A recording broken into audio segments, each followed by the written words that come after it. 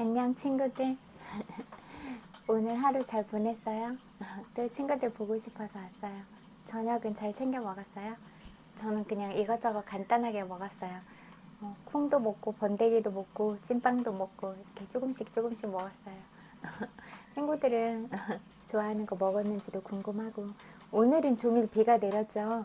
그래서 산책 가고 싶었는데 또 길이 너무 진흙탕이고 미끄러질까봐, 그리고 또 춥기도 하고 그럴까봐 안 나갔는데 아무튼 이렇게 뭐 비가 오거나 그러면 옷도 좀더 따뜻하게 챙겨 입고 그러는 게 좋을 것 같아요. 그리고 뭐 일찍 나가거나 저녁 늦게 들어오시는 분들은 해가 있는 것과 없는 게 차이가 크더라고요. 그런 기온 차이나 이런 게. 그래서 좀 더 이렇게 뭐 바람막이 이런 거 잘 챙겨 입고, 또 이제 앞으로는 또 더워지면은 뭐 그런 전철에서랑 아니면 그런 실내에서도 에어컨을 많이 틀잖아요. 그러면 또 냉방병 걸릴 수도 있으니까 그렇게 뭐 뿌띠 스카프나 이런 거 활용해도 좋을 것 같고, 목이 추우면 저는 그렇게 냉방병 걸리더라고요. 그래서 약간 감기처럼 비슷하게 오는 것 같아요. 몸살 감기처럼. 그렇게 처음에는 감기인 줄 알았는데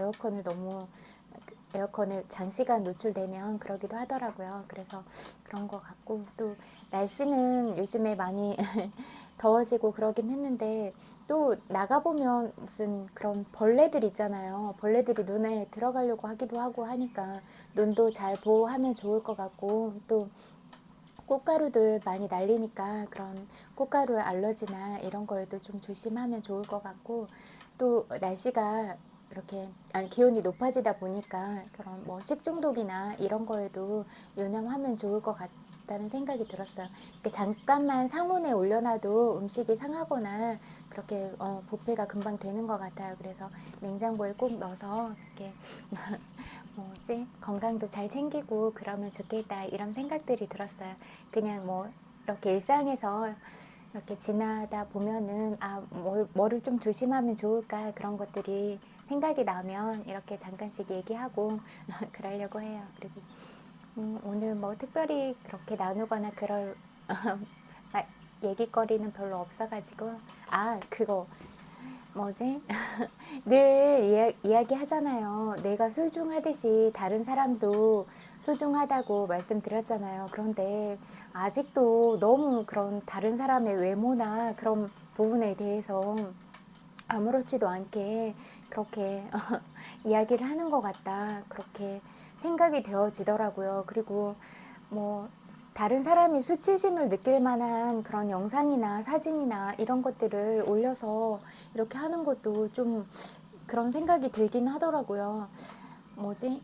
또 누군가의 뭐 부인이고 누군가의 엄마이고 이런데 그렇게 뭐 아무렇지도 않게 이렇게 되면은 아이가 봤을 때, 또 남편이 봤을 때 뭐 기분이 좋지는 않을 것 같다, 이런 생각이 들더라고요. 그래서 그런 부분에 대해서 뭐 어쩔 수 없는 부분이 있을 수도 있지만 너무 표면적으로 그렇게 하지는 않는 게 좋을 것 같다, 이런 생각도 많이 들었어요.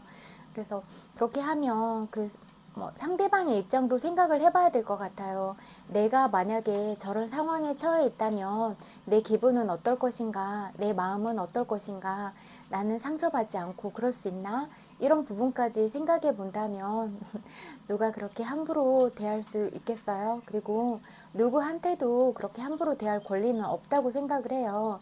서로서로 존중하고 그렇게 아끼는 마음으로 성숙한 태도를 갖는 게 중요하지, 뭐 우리가 다 아는 사실에 대해서도 그 사람이 무안하지 않게, 속상하지 않게 그런 부분까지 배려하고 이런 자세가 중요할 것 같아요.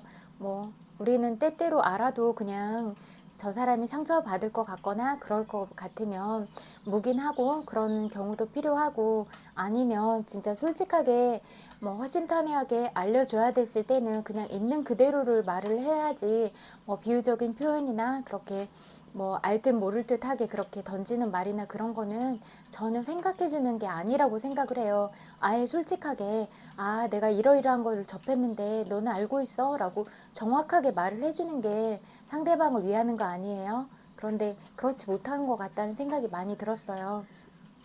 어떤 비유적인 표현들을 해도 다 알아들을 수 있는데 뭐 삼삼오오 모여서 아무렇지도 않게 얘기하고 그런 것들은 그렇게 성숙한 것 같지는 않아 보였거든요.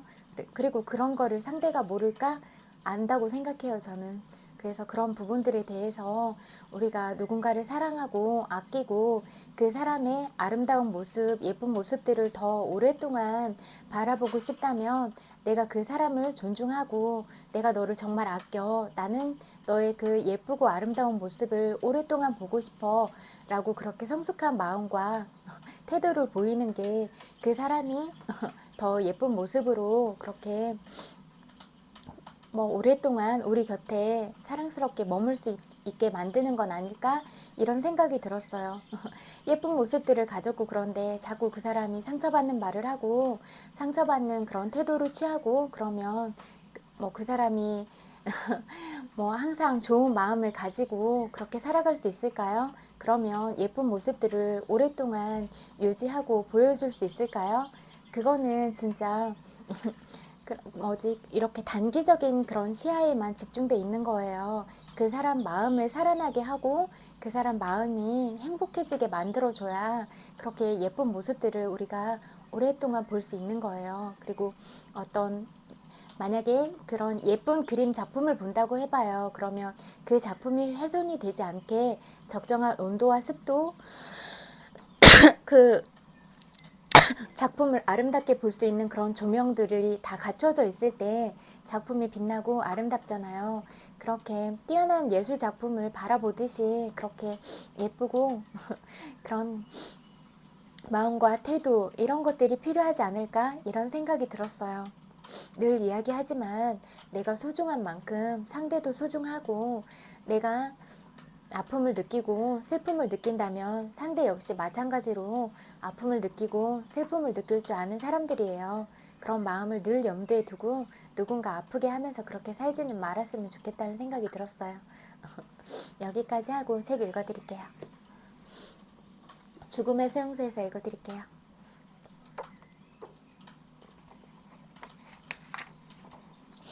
최근에 나는 그와 함께 가치를 평가하는 과정에 깔려있는 생물학적 토대에 대해 의견을 나눈 적이 있었는데 그때 그는 전적으로 내 생각에 동의했다. 만약 어떤 사람이 가치의 문제를 이미 인식하고 있다면 그것은 그가 물려받은 생물학적 유산에 그것이 이미 들어있기 때문이라고 할 수 있을 것이다. 로고테라피에서 말하듯이 사람이 삶의 의미에 도달하는 데에는 세 가지 길이 있다. 첫째는 일을 하거나 어떤 행위를 하는 것을 통해서이다. 두 번째는 어떤 것을 경험하거나 어떤 사람을 만나는 것을 통해서이다. 다른 말로 하자면 의미는 일을 통해서뿐만 아니라 사랑을 통해서도 찾을 수 있다는 얘기다. 에디트 바이스코프 요엘스는 이런 상황을 보면서 무엇을 경험하는 것이 무엇을 성취하는 것만큼 가치 있는 것이라는 로고테라피의 치료 상위 개념이 정말로 치료에 도움이 된다는 사실을 알게 되었다. 왜냐하면 그것이 내적인 경험의 세계를 희생시키면서 외적인 성취의 세계에만 지나치게 편중되는 것을 보완해주기 때문이다. 하지만 뭐니뭐니 해도 가장 중요한 것은 삶의 의미로 들어가는 세 번째 길이다. 자기 힘으로 바꿀 수 없는 운명에 처한 절망적인 상황에 놓인 무력한 희생양도 그 자신을 뛰어넘고 그 자신을 초월할 수 있다. 인간은 개인적인 비극을 승리로 바꾸어 놓을 수 있다. 앞장에서 이미 얘기했던 것처럼 에디트 바이스코프 요엘스는 로고테라피에 대한 희망을 다음과 같이 피력했다. 로고테라피가 오늘날 미국 문화가 지니고 있는 건전하지 못한 성향을 근절시키는 데에 도움을 줄 수 있을 것으로 기대한다. 오늘날 미국에는 자신의 시련을 자랑스러워하거나 부끄럽게 여기지 않고 그것을 품위 있는 것으로 만들 기회를 거의 갖지 못할 치유 불가능한 환자들이 많이 있다. 그런 사람들은 불행할 뿐만 아니라 자신이 불행하다는 사실을 부끄러워하고 있다. 나는 인생의 4분의 1을 종합병원의 신경정신과에 근무했으며 그동안 자신의 공경을 인간적인 성취로 바꿔놓은 환자들의 능력을 보아왔다. 그런 사례에 덧붙여서 인간이 실현 속에서도 의미를 찾을 수 있다는 가능성을 제시해주는 실제적인 증거도 있다. 예일대학교 의과대학의 연구원들은 베트남 전의 전쟁 포로 중에 포로 생활의 엄청난 스트레스, 고문과 질병, 영양실조, 독방 감금 등에도 불구하고 그것이 자기 성장에 도움이 되는 체험이며 그런 면에서 이로운 점이 있다고 공공연하게 선언한 사람들이 많은 것을 보고 깊은 감명을 받았다라고 얘기한 적이 있다. 비극 속에서의 난관 중에서 내가 가장 강력하게 동조하는 것은 라틴어로 소위 인간에 대한 논의라고 하는 것이다. 제리 롱은 로고테라피에서 말하는 인간 정신의 도전력을 보여주는 산 증인이라고 할 수 있다. 텍사스타나 가제테지에 의하면 제리 롱은 3년 전에 다이빙을 하다가 사고를 당해 목 아랫부분이 마비되었다. 사고를 당했을 때 그는 17살이었다. 요즘 롱은 입에 막대를 물고 타이프를 친다. 그는 특수하게 고안된 전화기를 통해 지역사회대학에서 제공하는 강좌를 2개 듣고 있다. 인터콤이 롱에서 강의를 듣고 교실에서 하는 토론에도 참가할 수 있도록 해주었다. 그 밖에 그는 독서도 하고 텔레비전도 보고 글도 쓰면서 시간을 보내고 있다. 나에게 보낸 편지에서 제리롱은 이렇게 말했다. 저는 제 삶이 의미와 목표가 충만한 삶이라고 생각합니다. 그 운명의 날에 대한 나의 태도가 삶을 바라보는 내 자신의 신조가 되었습니다. 나는 내 목을 부러뜨렸지만 내 목이 나를 무너뜨리지는 못했습니다. 저는 지금 대학에서 처음으로 심리학 과목을 듣고 있습니다. 나는 내 장애가 다른 사람들을 돕는 내 능력을 더욱 향상시켜 줄 것이라고 확신합니다. 시련이 없었다면 내가 지금 도달한 인간적인 성숙은 불가능했을 것입니다. 이 말이 곧 삶의 의미를 찾는 데 시련이 반드시 필요하다는 것을 뜻하는 것일까? 물론 아니다. 2장에서도 얘기했지만 내가 주장하고 싶은 것은 시련을 피할 수 없는 상황이라 하더라도 그 시련에서 여전히 유용한 의미를 찾아낼 수 있다는 것이다. 하지만 만약 피할 수 있는 시련이라면 그 원인을 제거하는 것이 더 의미 있는 행동이다. 왜냐하면 불필요한 시련을 견디는 것은 영웅적인 행동이 아니라 자학에 불과하기 때문이다. 인간이 시련을 가져다주는 상황을 변화시킬 수는 없다. 하지만 그에 대한 자신의 태도를 선택할 수는 있다. 롱은 자기 목을 부러뜨리도록 선택받지는 않았다. 그러나 그는 그 일 때문에 자기 자신이 무너지도록 내버려 두지는 않겠다고 결심했다. 물론 우선적으로 해야 할 일은 시련을 가져다주는 상황을 창조적으로 변화시키는 일이다. 하지만 그것이 여의치 않을 경우 시련에 대처하는 방법을 아는 것이 무엇보다 더 중요하다. 보통 사람들, 글자 그대로 길거리를 오가는 사람들이 모두 이 말에 동의하고 있다는 실제적인 증거가 있다. 최근 오스트리아에서 실시한 여론조사를 보면 조사에 응한 대부분의 사람들로부터 가장 높은 평가를 받은 사람은 유명한 예술가도 아니고 유명한 과학자도 아니었다. 유명한 정치가도 아니고 유명한 운동선수도 아니었다. 그들로부터 가장 높은 평가를 받은 사람은 당당하게 공경을 이겨낸 사람들이었다. 이제 비극의 3가지 요소 중 2번째에 해당되는 죄에 관한 논의를 시작하려고 한다. 하지만 여기서 말하는 죄는 신학적인 개념의 죄와는 거리가 멀다. 나는 소위 죄의 미스터리라는 것에 대해 이야기하려고 하는데 이것은 죄를 발생시킨 생물적, 심리적 그리고 사회적 배경을 충분히 고려하지 않으면 죄에 대한 최종 분석에서도 여전히 그 죄가 해석 불가능한 것으로 남게 된다는 것을 의미한다. 어떤 사람의 범죄 그 자체에 대해서만 설명하는 것은 죄에 대한 변명에 지나지 않고 죄 지은 사람을 자유의지와 책임을 지닌 하나의 인간으로 보는 것이 아니라 수리해야 할 기계로 보는 것과 같다고 할 수 있다. 하지만 심지어는 범죄자들조차도 이런 식으로 취급받는 것을 싫어한다. 그들은 오히려 자기가 한 행동에 대해 책임지기를 원한다. 일리노이에 있는 한 교도소에서 형을 살고 있는 어떤 기결수는 나에게 편지에서 다음과 같이 개탄했다. 죄수들에게는 자기 자신에 대해 설명할 기회가 한 번도 주어진 적이 없습니다. 여러 가지 변명거리 중에서 하나를 선택할 기회만 있었지요. 사회가 비난을 받아야 하는데 많은 경우 비난의 화살이 그 희생자에게 돌아갑니다. 여기까지 읽을게요. 그리고 상처받은 내면화의 치유 같이 공부해요.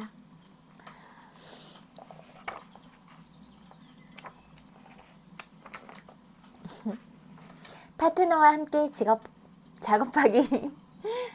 이 연습 과제들은 파트너와 같이 해도 좋다. 이때 두 사람 모두 아주 특별한 방식으로 상대를 위해 있어줄 필요가 있다. 내면 아이는 당신이 갑자기 떠나지 않으리라는 것을 알아야 하기 때문에 두 사람 모두 이 과제를 하는 동안 서로를 위해 있어줄 것을 약속해야 한다.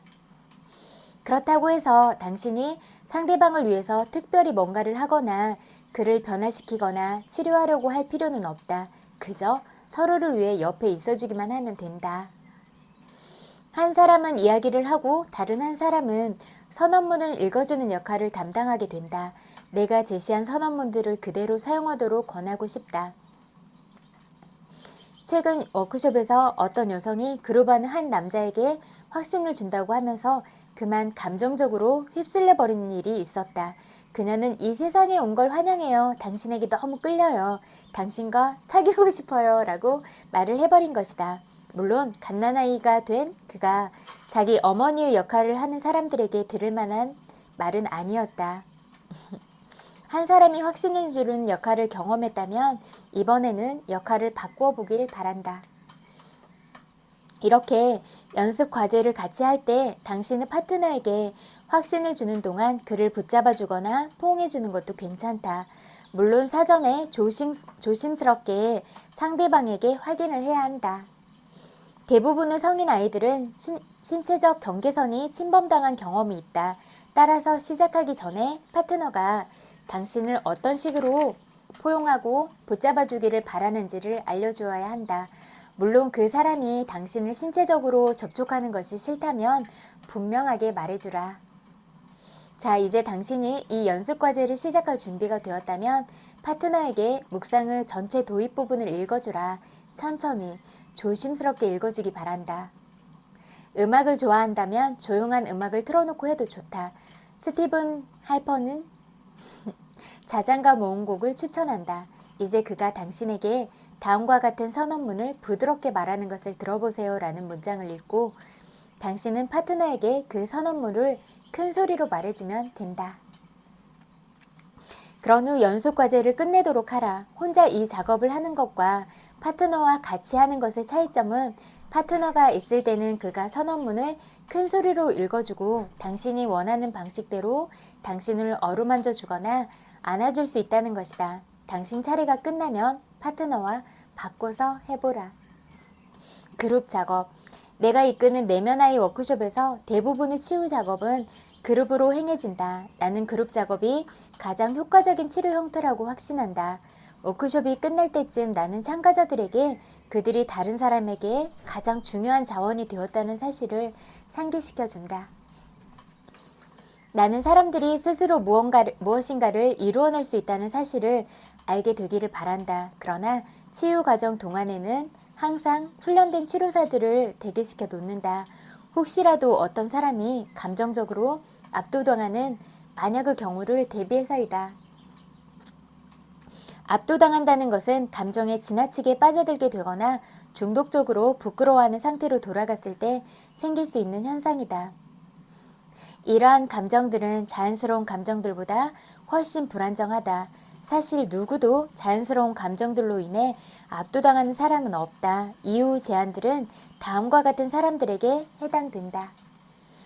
치유 그룹을 인도하려는 치료사들이나 전문 상담가들, 상호자조를 돕는 구성원들, 개인 성장을 진지하게 추구하는 사람들과 내가 제공한 안내서를 따르는 사람들. 그룹이 만들어지려면 적어도 5명에서 9명 미만의 인원이 필요하다. 그룹에는 남녀가 섞여 있어야 하며 이성이 최소한 2사람 이상은 있어야 한다. 그 이유는 우리 의 부모가 어머니, 아버지로 구성되어 있으며 우리는 남녀 모두 목소리를 들을 필요가 있기 때문이다. 그룹의 구성원들끼리 서로를 잘 모른다면 이렇게 해보도록 권한다. A. 연습과제를 시작하기 전에 그룹에 있는 사람들끼리 얼마간의 시간을 같이 보내도록 하라. 1시간 반 정도 만남을 적어도 3번은 가져라. 첫 번째 만남에서는 자신들을 소개하는 시간을 갖고 상처받은 내면 아이를 갖게 된 사연들을 서로 나누라. 그리고 같이 밖에 나가서 상쾌한 바람을 쐬도록 한다. 다음 만남에서는 한 사람씩 돌아가면서 자신의 가족적 배경과 어린 시절에 대해 약 10분간 나누는 시간을 갖도록 하라. 이때 가급적 시간을 지키는 편이 좋다. 세 번째 만남은 좀 더 자발적인 만남이 되도록 하라. 그렇지만 각자 이야기할 수 있는 시간을 적어도 10분 정도 주는 것을 잊지 말라. 원한다면 여기서 1시간 반 이상의 시간을 보내도 괜찮지만 최대한의 효과를 위해 어느 정도 구조화는 필요하다. 10분이라는 시간 구성은 특별히 중요하다. 몇몇 상처받은 아이들은 말하는 걸 멈추지 않을 것이고 어떤 히스테리 환자들은 자신들이 주목받고 있다는 것을 확인하려고 끊임없이 감정적인 소음을 만들 것이다. B. 모든 사람들이 같이 시간을 보내고 난 후에 이제 한 사람씩 자신이 이 모든 과정에 끝까지 참여할 것이라는 서약을 해야 한다. 과정은 갓난아이 때부터 청년기까지 어린 시절의 5가지 발달 단계를 포함하고 있다. 다시 한번 강조하지만 상처받은 내면 아이가 가장 알아야 할 필요가 있는 것은 누군가 자신을 위해 있어주는 것이다. 개개인 모두가 참여할 수 있는 그룹 모임 날짜를 잡아라. C. 다음은 신체적 경계선을 명확하게 긋는 것이다. 이것은 구성원 각자가 자신의 신체적인 경계선과 성적인 경계선을 분명하게 밝히는 것이다. 그룹에 있는 어떤 사람이 성적인 농담으로 당신을 불편케 한다면 그것에 대해 말해야 한다. 당신이 성적인 강박 증세를 갖고 있다면 그룹의 구성원들에게 결코 그렇게 하지 않겠다는 약속을 당신 자신에게 해야 한다. 단지 그룹의 누군가에게 이성적인 매력을 느낀다고 해도 같은 약속을 해야 한다. 여기까지 읽을게요. 여기까지 읽고 또 잠재의식에 관한 거 읽어드릴게요.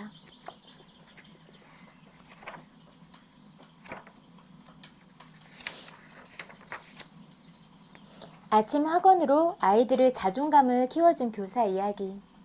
자존감이 중요하잖아요. 그래서 어렸을 때부터 아이가 엄마 아빠로부터 존중을 받고 너는 어떤 의견을 말해도 괜찮아. 그리고 내가 네 얘기를 충분하게 들어줄게. 이렇게 사랑과 그렇게 존중을 받고 자란 아이는 스스로 자존감도 높고 자기 안에 사랑이 많기 때문에 그런 사랑스러운 마음을 가지고 다른 사람도 존중하고 그런 태도를 가질 수 있다고 생각하거든요. 그래서 우리가 아이들한테 사랑을 많이 주고 따뜻하게 안아주고 손잡아주고 이야기를 충분히 들어주고 이런 일상에서 그런 소소한 부분들이 중요하다고 생각하거든요. 그래서 진짜 그런 가족의 역기능은 진짜 같이 따뜻한 밥을 먹으면서 오늘 하루 일과에 대해서 서로 이야기를 하고 어떤 이야기를 해도 그 부분에 대해서 충분하게 공감과 존중을 바탕으로 해서 나는 가족들한테 이런 얘기를 해도 내가 그냥 내 한 얘기 그대로 존중받고 이해받고 있어 라고 그렇게 인식이 되면 충분히 아이가 건강한 정신 상태와 마음을 가지고 살아갈 수 있다. 그리고 어떤 역경 속에 있더라도 자기 자존감이 있기 때문에 자기 자신의 가치를 알고 그런 태도로 살아갈 수 있다. 이렇게 생각하거든요. 그래서 그런 부분이 가장 중요할 것 같아요. 후고는 야스베거스에서 주일 학교를 운영하는 젊은 교사다. 그가 가르치는 학생 중 대다수가 수줍음이 많고 소심하며 성격도 제각각이었다고 한다. 개 중에는 심각한 열등감으로 괴로워하는 아이도 있었다. 자신의 가치를 인정하는 길을 보여주는 게 교사로서 해야 할 일이라고 생각했습니다. 그래서 칠판에 확언을 적었어요. 나는 남들과 다릅니다. 나는 특별한 일을 합니다. 내 안에 에너지, 사랑, 지혜가 자랍니다. 친구들도 그냥 진짜 각자 한 사람 한 사람이 너무 소중하고 특별한 사람들이에요. 왜냐하면 친구들 그 각각의 개개인이 누구랑 닮은 사람은 한 명도 없잖아요. 그러면 닮은 점이 없다는 것은 그 사람이 가진 개성 그 자체로 특별하다고 볼 수가 있는 거잖아요. 그러면 그 자체로 이미 충분하게 소중한 이유가 된다 이렇게 생각하거든요. 그래서 누가 나랑 다른 누구랑 비교하거나 그렇게 할 필요는 전혀 없다 그렇게 생각해요. 그냥 그 존재 자체가 소중하고 가치 있는 사람이다. 그래서 그렇게 늘 스스로 귀함을 인정하고 나는 정말 소중하고 가치 있는 사람이야 라고 계속 자기 자신한테 이야기를 해주고 토닥토닥 하면서 가는 것, 이게 가장 중요할 것 같고요. 그리고 다른 사람도 나와 똑같은 그런 사람이다, 이런 마음의 자세를 가지고 살아가는 게 정말 중요할 것 같아요. 학원을 복사해 아이들에게 한 장씩 나눠주고 매일 밤 잠들기 전에 5분 동안 학원을 외우라고 했지요. 아이들에게 매일 이 내용을 확언하면 응답받을 거라고 했습니다. 그러면 훌륭한 학생이 되어 대학생활도 잘하고 삶에서 모든 축복을 누릴 거라 했지요. 그래서 어떻게 됐나요? 나는 후고가 이 기법을 스스로 터득했다는 사실에 놀라며 물었다. 이후 아이들은 정말 바뀌었어요. 능력을 마음껏 펼칠 수 있었지요. 자신감과 자존감이 크게 올라가고 부모와 사이도 좋아졌어요. 놀라운 일이죠. 확신은 믿음과 함께한다라는 뜻이다. 믿음은 사고방식이나 마음의 태도, 마음의 법칙에 관한 이해다. 생각과 감정이 운명을 만든다는 사실에 대한 자각이 바로 확신이다. 잠재의식에 새겨진 생각을 현재의식이 받아들이면 현실 공간에서 생각이 이루어진다는 사실을 아는 사람은 바로 믿음이 있는 사람이다. 쉽게 말하면 믿음은 내 안의 힘을 인식하는 것이다. 인생을 살아가면서 장애물을 맞닥뜨리고 어려운 일에 부닥쳐도 모든 것을 물리칠 수 있다는 것을 알면 아무 걱정이 없다. 내면의 힘을 믿으면 인생의 우여곡절을 헤쳐나갈 수 있다. 나의 것이라고 당당하게 요구하라. 젊은 사업가 로리가 최근 나를 찾아왔다. 몇 년 전 대학교를 중퇴한 로리는 인터넷 관련 회사를 2곳이나 창업했다. 처음에는 성공하리라는 기대감이 가득했지만 막상 시작하고 보니 사업은 생각한 만큼 잘 되지 않았다. 낙심한 로리는 심한 자책감에 시달렸다. 저 자신을 속인 것만 같아요. 저를 믿고 사업에 투자해준 사람들까지도 속인 것 같고요. 시대를 잘 따라가지 못하나 봐요. 어린 친구들을 보면 이제 제가 한물 갔다는 사실이 느껴져요. 전 끝났어요. 아니요. 당신은 어린 친구들과 똑같은 능력을 갖추고 있습니다. 로리 씨 안에는 무한한 지성이 있습니다. 세상을 창조한 무한한 지성 앞에는 어떤 장애물도 없지요. 게다가 무한한 지성은 당신이 필요로 하는 모든 것을 준답니다. 당신은 성공하고 승리하기 위해 태어났어요. 무한한 지성은 실패하지 않기 때문입니다. 이게 전부가 아닙니다. 당신이 자신감을 얻으면 자신감은 전염된다는 것을 알 거예요. 안정감, 믿음, 침착함, 균형을 전하는 사람이 될 겁니다. 영적, 정신적 자석으로 사방의 모든 것을 끌어당길 거예요. 로리의 표정이 약간 밝아졌지만 내 말을 완전히 믿지 않는 것처럼 보였다. 그럼에도 그날 이후 로리는 아침에 일어나 양치질한 뒤에 거울을 보며 큰 목소리로 말했다. 나를 강하게 하는 힘으로 나는 모든 것을 할 수 있습니다. 성공은 내 것이며 부도 내 것입니다. 감사합니다. 로리는 이 위대한 진리를 매일 5분씩 시간을 내 외웠다. 그리고 이 진리가 현재의식에서 잠재의식으로 서서히 스며들 것이라 굳게 믿었다. 잠재의식은 충동적이기 때문에 로리가 부와 성공을 바라자 잠재의식은 그에 맞춰 반응했다. 몇 주 뒤 어느 날 한밤중에 깨어난 로리의 머릿속에 엄청난 아이디어가 떠올랐다. 로리는 이른 새벽까지 깨어 새로운 사업 계획서를 써 내려갔다. 로리는 이른 새벽까지 깨어 이전 사업 파트너에게 연락하자 그는 친구인 댄이 비슷한 아이디어를 갖고 있다며 로리에게 댄을 소개해줬다. 로리와 댄은 대화를 나누며 서로 사고방식이 비슷하다는 사실을 깨달았다. 두 사람은 사업에서만이 아니라 인간적으로도 잘 통했기에 새로운 회사를 공동 설립했다. 현재 이들의 회사는 주식시장 상장을 앞두고 있다. 그뿐만 아니라 댄과 로리는 진지한 연인 관계로 발전했다. 나의 불안을 환경 탓으로 돌리지 마라. 어느 날 강연이 끝난 뒤의 일이다. 데버라가 다가와 명함을 건넸다. 내가 명함을 보고 물었다. 부동산 중개업자시군요. 요즘 업계 상황은 어떤가요? 끔찍합니다. 집값이 미친 듯이 올라 집을 살 수 있는 사람이 없어요.